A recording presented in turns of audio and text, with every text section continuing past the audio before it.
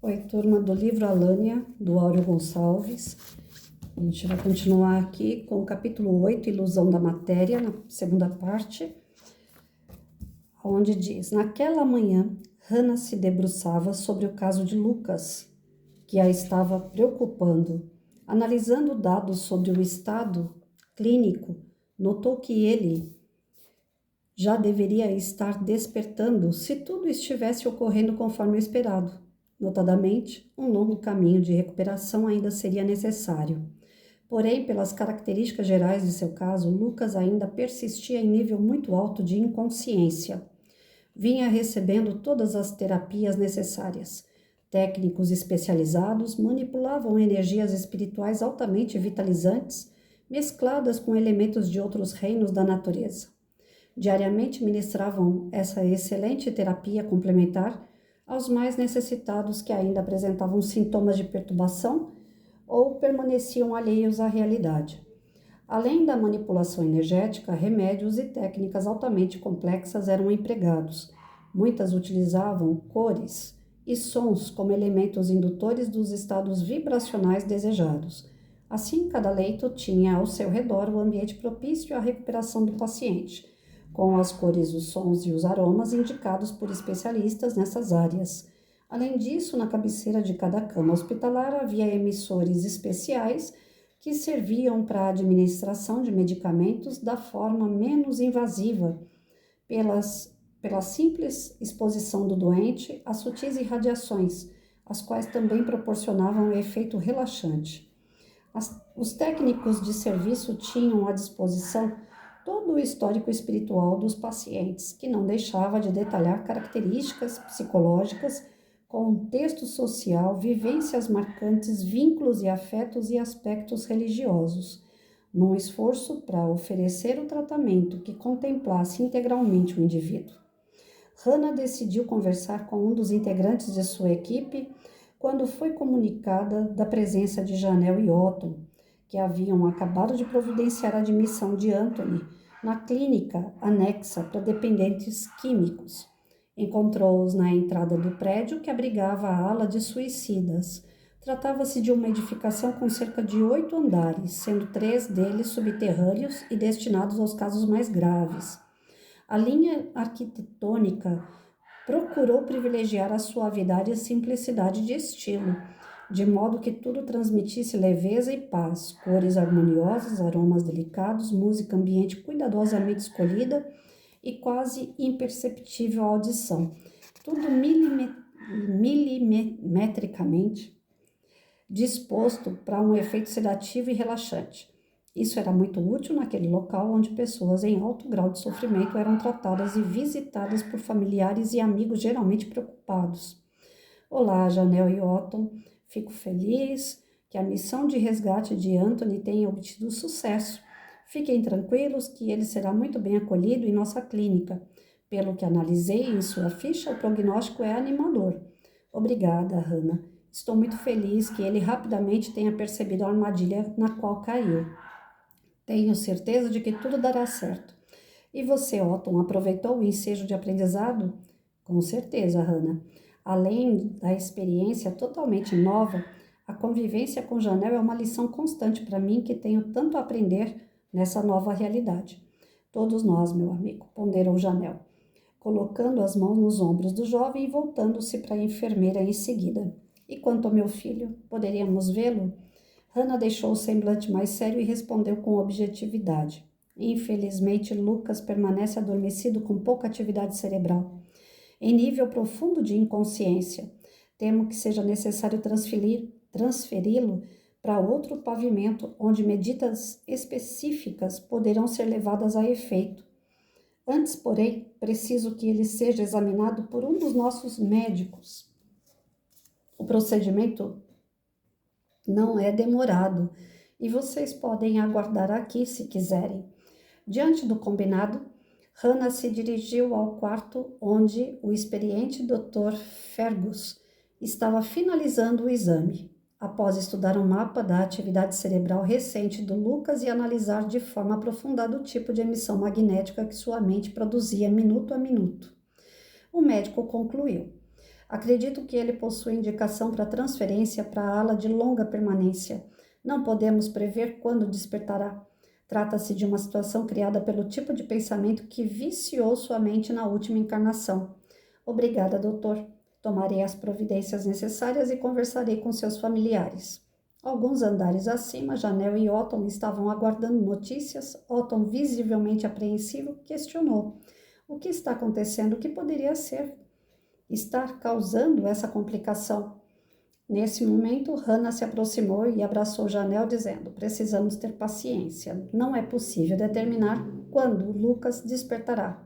Dr. Fergus e eu acreditamos que, por ter alimentado durante toda uma vida a ideia de que o nada o aguardava após a morte, Lucas causou essa perturbação. Neste momento, vivencia o nada, a inconsciência que ansiava e até mesmo divulgava por meio de suas obras literárias. Percebam como a mente cria nossa realidade de acordo com o que emitimos e valorizamos? Após uma breve pausa, continuou.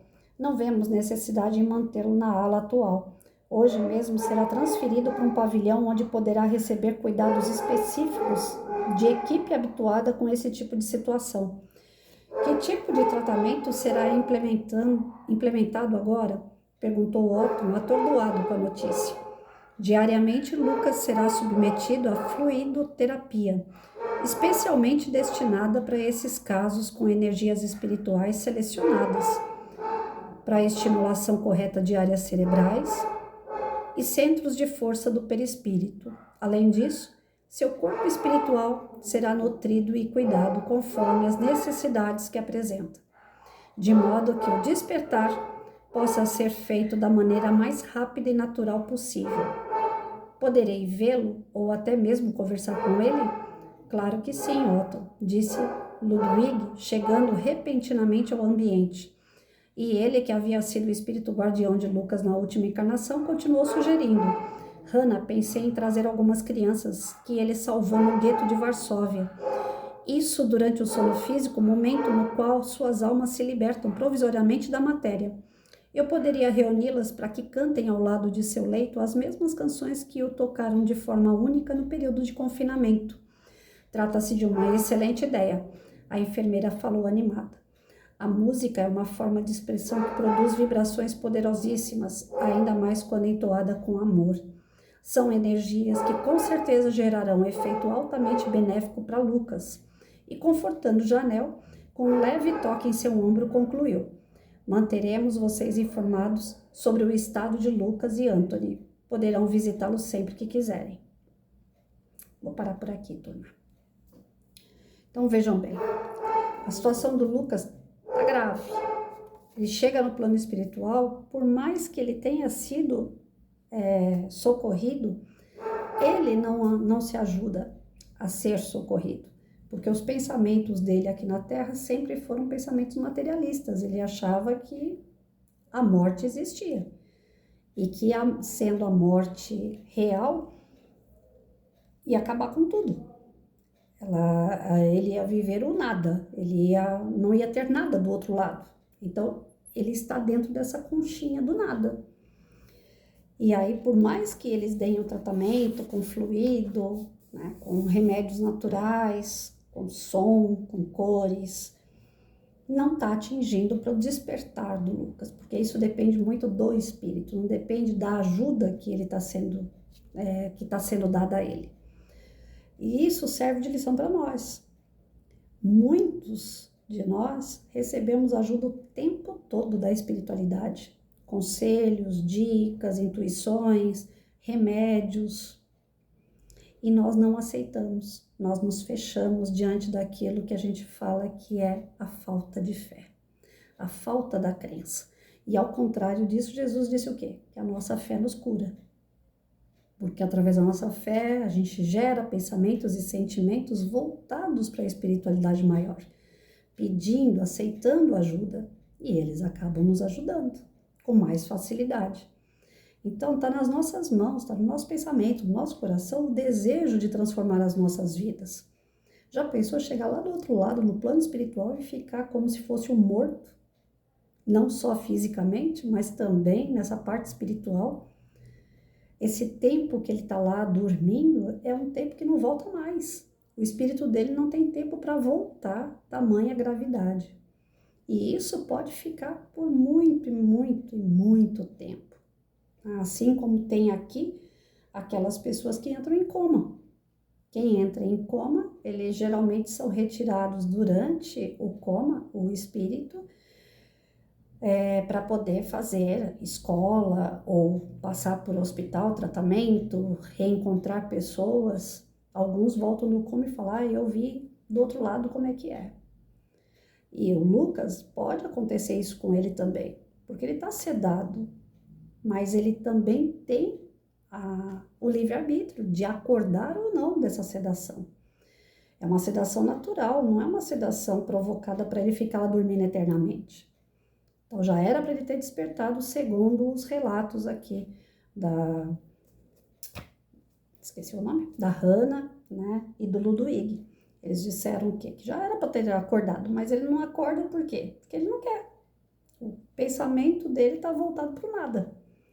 Enquanto não der um despertar nele, aí tiveram a ideia aqui, né, de chamar aquelas crianças que ele ajudou no campo de concentração para fazer cânticos, dos quais elas cantavam também lá no campo de concentração, para ver se desperta ele.